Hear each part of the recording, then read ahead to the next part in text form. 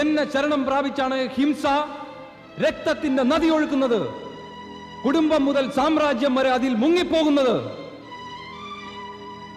എന്റെ ചരണങ്ങളെ ആശ്രയിച്ചാണ് ഈർഷ്യ, ദുർബുദ്ധി, ദുർഭാവന, ദുഷ്മൃതി, യുദ്ധം, കലഹം, വിവാദം, ശത്രുത ഇവയ്ക്ക് ജന്മമേകുന്നത്. എന്റെ ഉള്ളിൽ രോഷത്തിന്റെ അഗ്നി ജ്വലിക്കുമ്പോൾ ഒരു പ്രാണി മറ്റൊരു പ്രാണിയുടെ ജീവന് വേണ്ടി ദാഹിച്ചു തുടങ്ങും. എന്നിൽ ഉൽപ്പന്നമാകുന്ന അസത്യവും കാപട്യവും നഗ്ന നൃത്തമാടുമ്പോൾ ഈ ജഗത്ത് മുഴുവനും ഞെട്ടിവിറയ്ക്കുന്നു. നീ എന്നെ ദുർബലനെന്ന് വിളിക്കുന്നുവോ? നിനക്കിതെല്ലാം ചെയ്യാനാകുമോ? ഇത്തരം വിനാശലീലകൾ നടത്തുന്നവർ ഗർവിക്കരുത്, നാണിക്കുകയാണ് വേണ്ടത്. എനിക്കിതൊന്നും ചെയ്യാനാകില്ല. അവ ചെയ്യുന്നത് എന്റെ ധർമ്മവുമല്ല. പിന്നെ നിങ്ങൾക്ക് എന്ത് ചെയ്യാനാകും? എനിക്ക് ജനങ്ങളുടെയെല്ലാം മനസ്സിൽ ശാന്തി, പ്രേമം, സത്യം, അഹിംസ ഇവയുടെയെല്ലാം അമൃതധാര പ്രവഹിപ്പിച്ച് അവർക്കെല്ലാം സുഖദവും ശാന്തിമയവും ആനന്ദപൂർണവുമായ ജീവിതം നൽകുവാനാകും. നിന്റെ അഹങ്കാരത്തിൻ്റെ അന്ധകാരത്തിനെ ദൂരെ നിർത്തി പ്രാണന്മാർക്ക് പ്രകാശം നൽകുവാനുമാകും. അത് ജീവിതത്തെ ധന്യവും കൃതാർത്ഥവും ആക്കി മാറ്റും. എന്റെ ശക്തി വിനാശകമല്ല, രചനാത്മകമാണ്. മതി മതി. ഭൂമിയിലെ മനുഷ്യനെ നോക്കി രചനാത്മക ശക്തിയുടെ ദുഷ്പരിണാമം ഞാൻ മനസ്സിലാക്കിയതാണ്. ഏതൊരു ദുഷ്പരിണാമം നീ കണ്ടുവോ അതെന്റെ രചനാത്മക ശക്തിയുടേതല്ല, നിന്റെ വിനാശക ശക്തിയുടേതാണ്. ഞാനെപ്പോഴും ആത്മീയ സൗന്ദര്യത്തെ സൃഷ്ടിക്കുന്നു. പ്രാണി സൗന്ദര്യപ്രേമിയും സൗശീല്യത്തിന്റെ സമർത്ഥകനും ആണത്രേ. അതാണ് എന്റെ കർമ്മം. നീ ദുഷ്ടനും നീചനും ചതിയനുമാണ്. നീ എന്റെ മാർഗത്തിൽ വിഘ്നമുണ്ടാക്കിയാൽ ഞാൻ നിന്റെ സർവനാശം വരുത്തും. അത് നിന്റെ വരുതിയിലല്ല.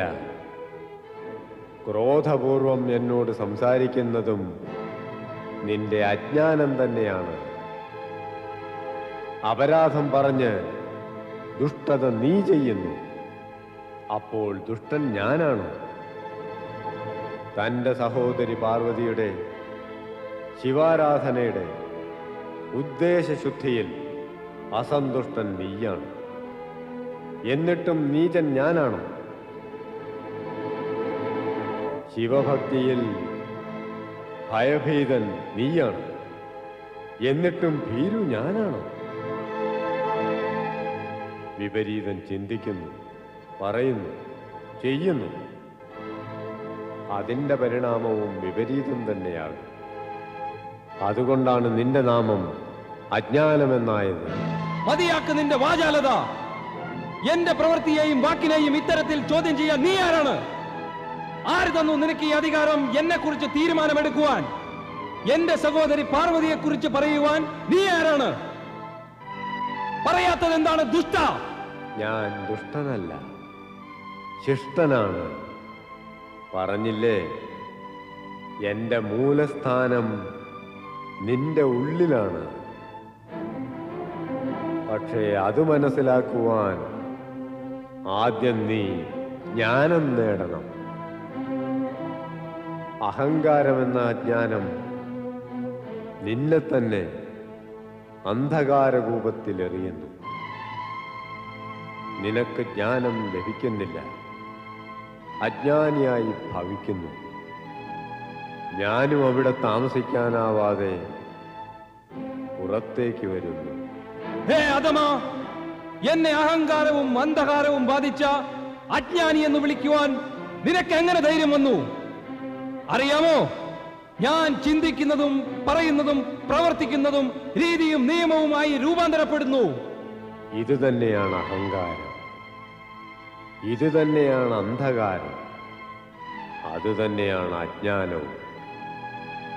ഇത് കാരണം ജഗത്തിൽ അശാന്തി വ്യാപിക്കുന്നു. അതുകൊണ്ട് ഹേ അജ്ഞാനി, നിന്റെ ഈ അഹന്ത നീ വെടിയണം. വലിച്ചെറിയൂ അതിനെ, ഖണ്ഡിക്കൂ അതിനെ. അങ്ങനെ എനിക്ക് നിന്റെ ഉള്ളിൽ പ്രവേശിക്കാൻ